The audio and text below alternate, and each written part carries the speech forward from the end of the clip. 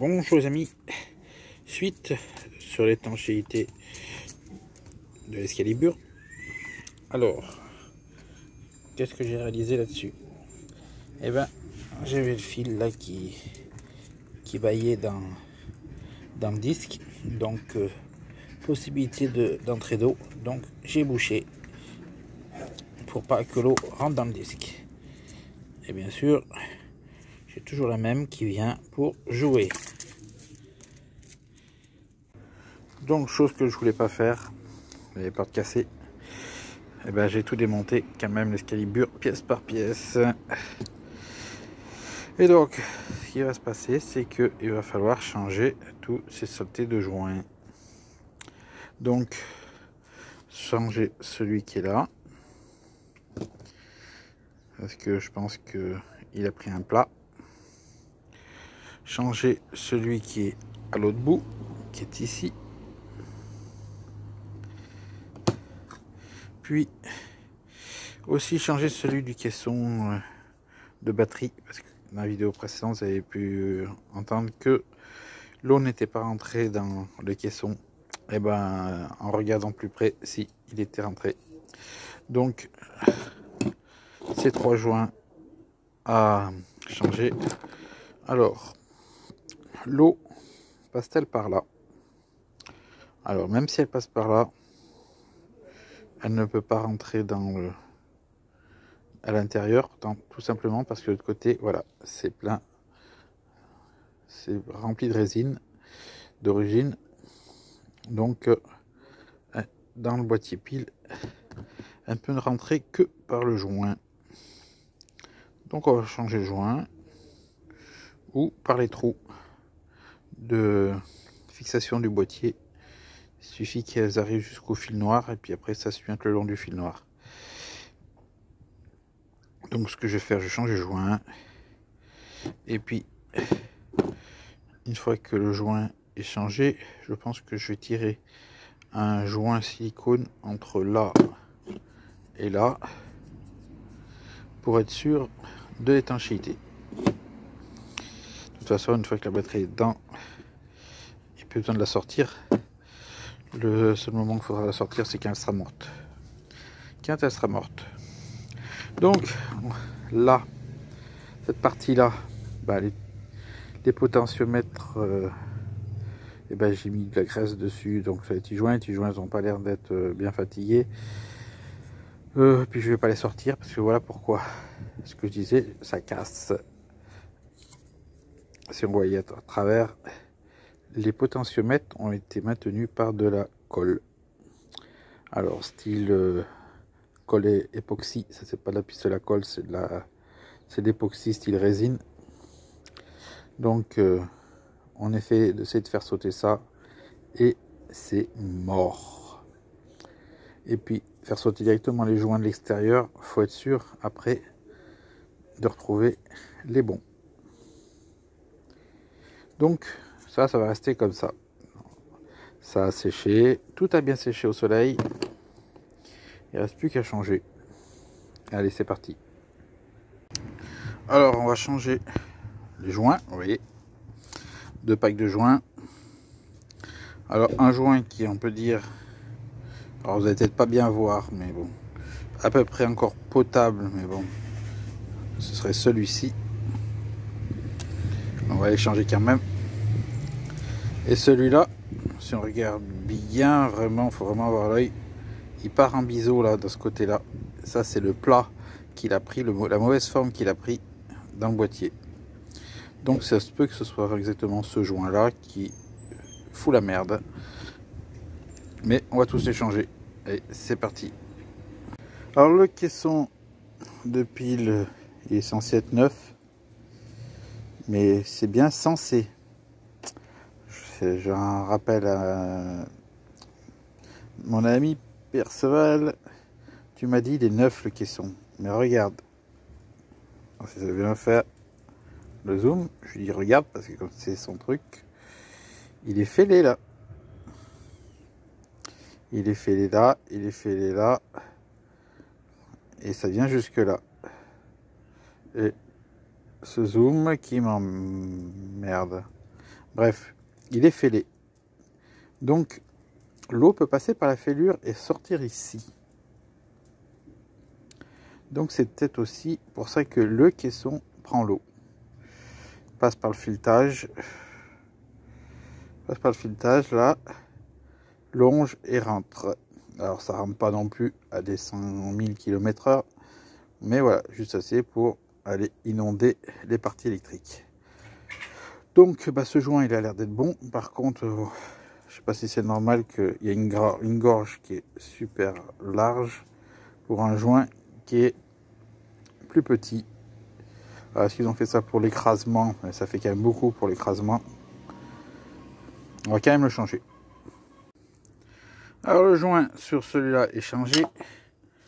Le joint sur l'entrée casque est changé aussi.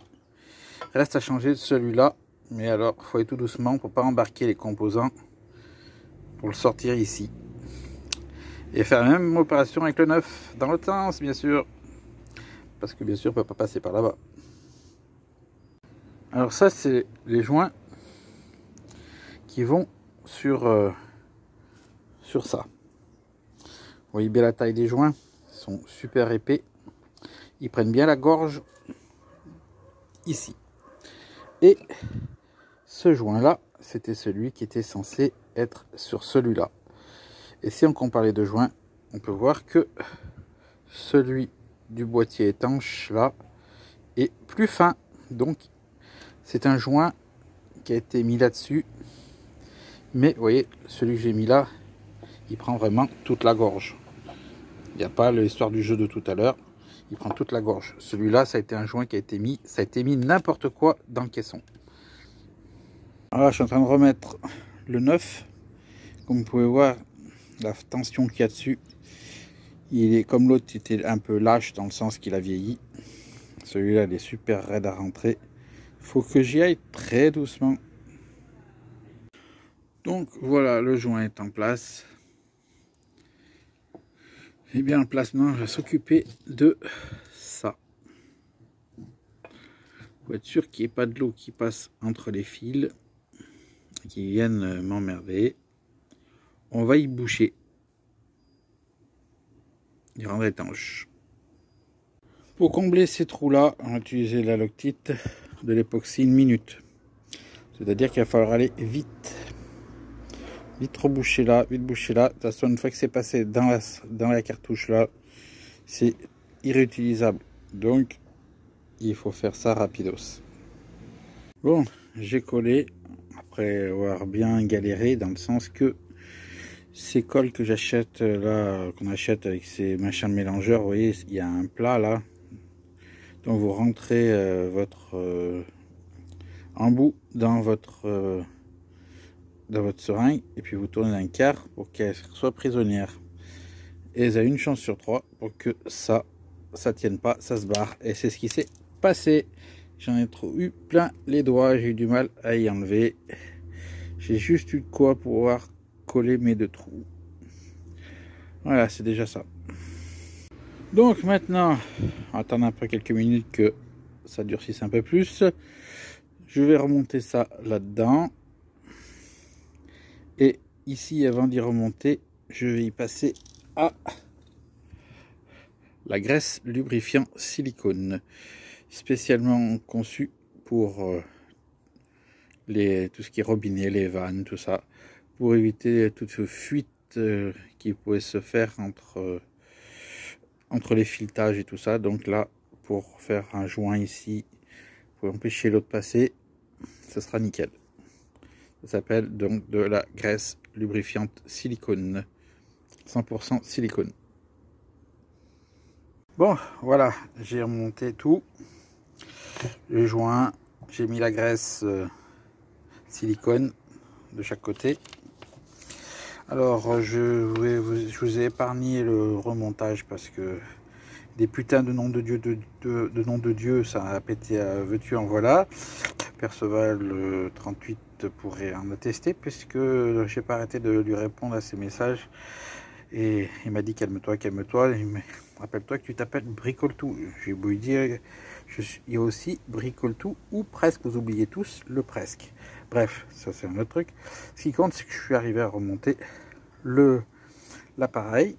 J'ai testé les boutons, ça fonctionne. Donc maintenant, on va passer à l'étape d'ici. Donc là, la jonction. Donc le corps, chaque côté pareil, vous êtes d'accord? Donc ici, il y a des vis. Une ici, une ici. L'eau peut rentrer par là. Va être bloqué un peu par la graisse, mais par sécurité, on va mettre un ruban adhésif avant de remettre ceci, parce que ça en fait c'est juste un cache-misère, ça c'est pas étanche, c'est juste pour cacher la jonction. Donc pour étanchéifier là et là, pour être sûr, pour pas que les vis elles fassent rentrer l'eau, j'avais pensé à du ruban adhésif d'électricien noir, parce que ça c'était noir.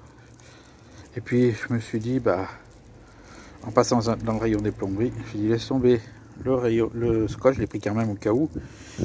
J'ai dit, je trouvais ça, ruban auto-vulcanisant, silicone, pour canalisation, pour la pré-canalisation.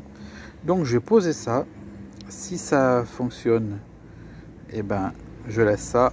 Si par contre, si ça marche, je vois que ça marche pas, que ça adhère pas comme il faut, je repasserai au scotch adhésif.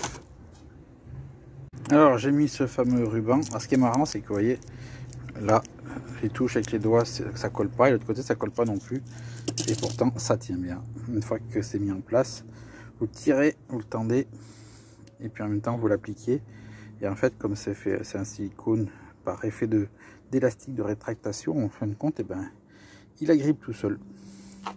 C'est pas mal, nickel. Donc il ne reste plus qu'à remettre les bagues là, au bout, pour cacher, et puis c'est bon. Et après on passe à la suite, bien sûr, parce que c'est encore pas fini. Hein. Bon voilà, j'ai remonté le boîtier sur la canne. Maintenant on va s'occuper, pour finir, du compartiment pile. Et puis ce sera, pour ainsi dire, fini. Hein. Donc compartiment pile, pareil. J'ai changé le joint. Je vais mettre de la graisse siliconée. Je l'emboîte là-bas dedans. Et puis basta. Et puis un peu de autour. Voilà, c'est tout remonté. Maintenant, il faut encore voir si il marche. Et vous allez me dire, mais le con, il a tout remonté. Là, avant de tout remonter, il n'a pas testé voir si ça marche. Alors, il est allumé.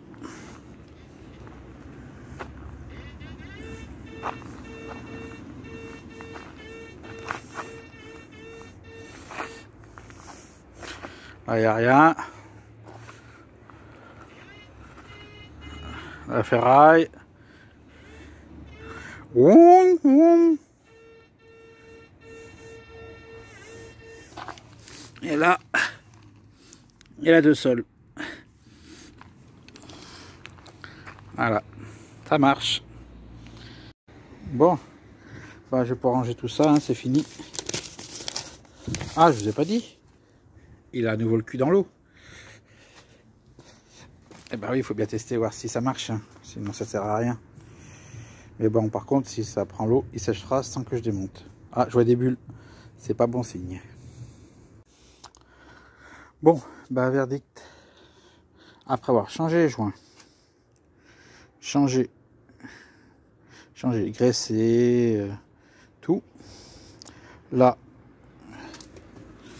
apparemment, ça prend plus l'eau. Mais lui prend toujours l'eau. Donc la seule chose que je n'ai pas changé, c'est les joints de potentiomètre. Donc faut que je regarde si je peux enlever les joints comme ça extérieurement et puis en mettre d'autres. Je pense que l'eau ne doit rentrer par les potentiomètres. Pourtant j'ai mis de la graisse. C'est ça qui est bizarre. Avec la graisse, normalement ça n'a pas dû rentrer. Alors je n'arrive pas à comprendre pourquoi l'eau elle rentre quand même. Là, ça a été condamné. Là, c'est étanche aussi. Je vois pas. Bricole tout est pas arrivé à rendre l'appareil étanche. Eh oui, on ne gagne pas tous les coups. Eh bien écoutez, je pense que cet appareil va servir que aller sur les plages et pas dans l'eau, ou sinon de l'eau jusqu'ici. Bon, je l'ai rangé jusqu'à demain. Demain, je le mets en plein soleil, parce que là, il n'y a plus de soleil, il était à se coucher le soleil. C'est déjà 7 h du soir. Et puis le laisser au soleil jusqu'à que l'eau qui est à l'intérieur s'évapore. Il n'y a que ça à faire, parce que je n'ai pas envie de m'attaquer aux joints. Le plexiglas, il est trop vieux pour s'amuser à trifouiller là-bas dedans. Allez, sur ce, je vous dis à plus. Ciao.